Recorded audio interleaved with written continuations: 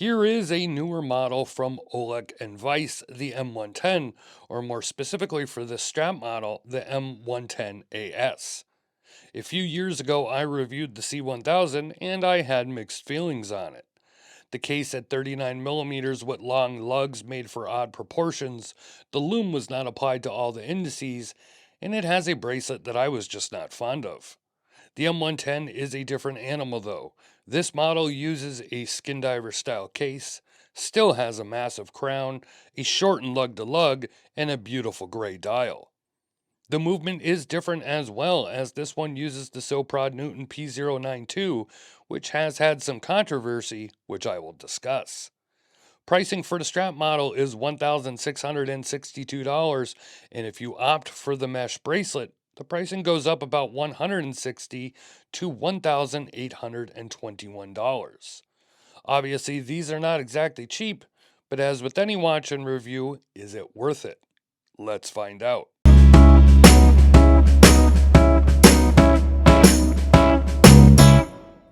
So, for those not familiar, Ollech and Weiss is an old brand, going all the ways back to 1956. Well, sort of. The name has been around since then, but like a lot of brands, the quartz crisis changed things, and over the years, they had their highs and lows. And in 2017, the brand was sold to a former distributor for the Swiss brand, with new models that are heavily inspired by the designs of Joseph Ollech and Albert Weiss. And like I said, back in 2020, as I reviewed my first Ollech and Weiss, and as I said then, I was familiar with the brand even before they were bought out and reintroduced in 2017, but I never owned or reviewed one. But for many, this brand still falls under the radar, and initially I was hesitant to review this new model as I had not taken a good look at it really and thought it would be too similar to the C1000. Well, I was wrong, as this is a completely different case than the C1000, something I just didn't realize at first. The case takes all the things I didn't like about the C1000 and it corrects them. Now, let me just say, for those that own a C1000, it is a fine watch, but it just didn't gel with me, and I review it for how I see it.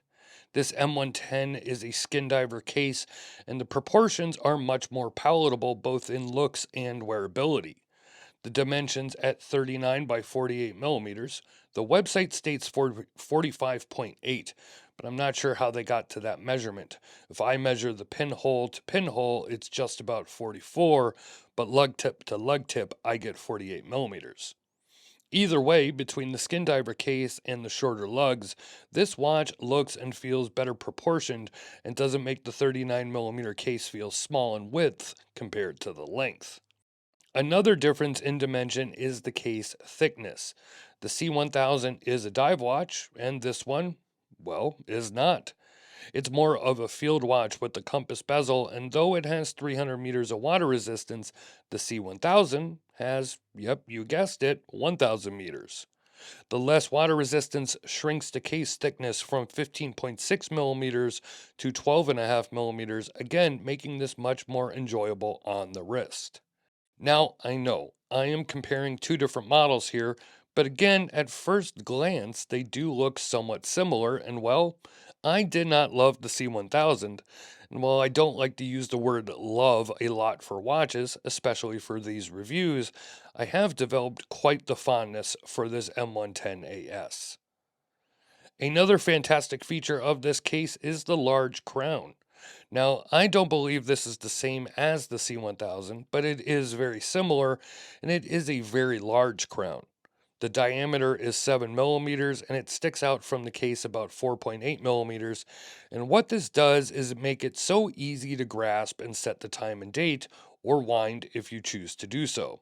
Myself, I am a set, shake, and wear it type of guy. But this crown is just fantastic, not just in size or grip either. The feel of the crown is just spectacular. The way it unscrews and screws back down is so smooth and precise, and yet it locks back down in a way where you don't wonder if it's tightened all the way. You know it is. It's almost a hydraulic type of feeling. And I want to make one thing clear. Things like this are what separate watches like this from others. What I mean is the price. All of us enthusiasts talk about price and compare to other watches available on the market, and why does this one cost more than this, etc. Now, I'm not here to sell you a watch. I'm a reviewer, not an influencer, but details like this crown are what set watches like this above some others.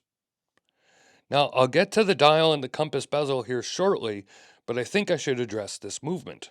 This is the Soprod Newton P092 movement, and for those not aware, this is the movement that Serica had so many issues with.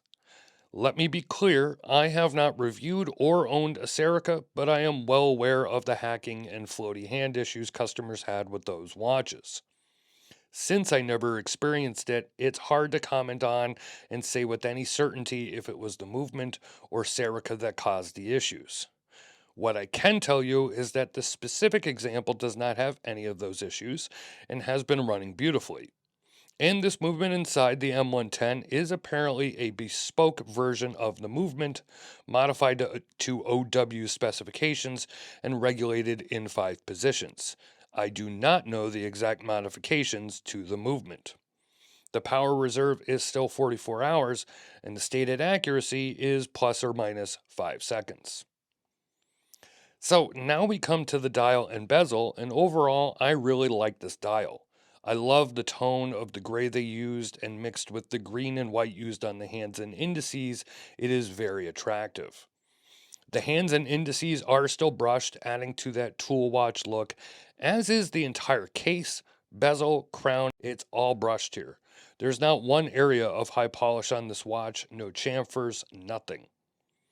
This dial is simple and clean, easy to read, a date at the 6 o'clock position, and honestly, my only real gripe with it would be the logo area is a little much, and I think just the logo without the text below it would suffice. So obviously with this compass bezel, something not seen often on watches these days, it makes this watch a little different and it gives a nod to vintage military style watches. I'm not going to give an entire rundown on how to use this compass bezel, but you use it in conjunction with the sun, lining up the hour hand to it, and then you can bisect the distance between the hour hand and the 12 o'clock position to discover south.